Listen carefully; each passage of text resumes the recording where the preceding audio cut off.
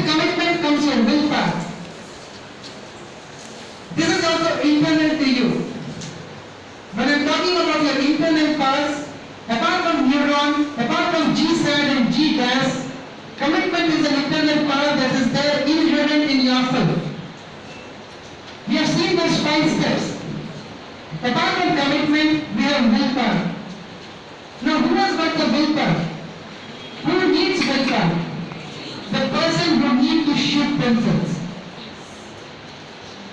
If you have committed yourself to shift from G-SAD to G-DAS, if you have committed yourself to move from inattention to attention, you require willpower in yourself.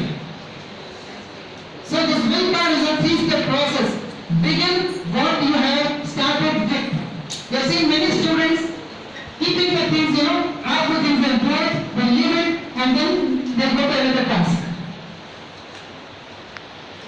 When you take an initiative to start the thing, you should always see to it that you are finishing it also. So there is a concept called initiative to initiative.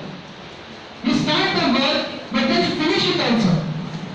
That is very important, and that shows your willpower, children. The next step of willpower is finish well beyond your expectation.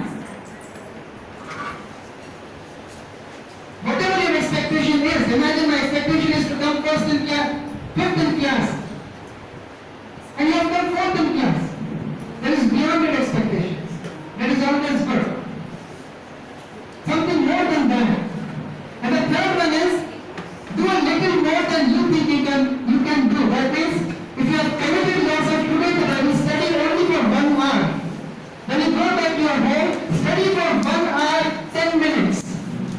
Give that 10 minutes extra. Little bit more than what you have originally thought. That will enhance your willpower.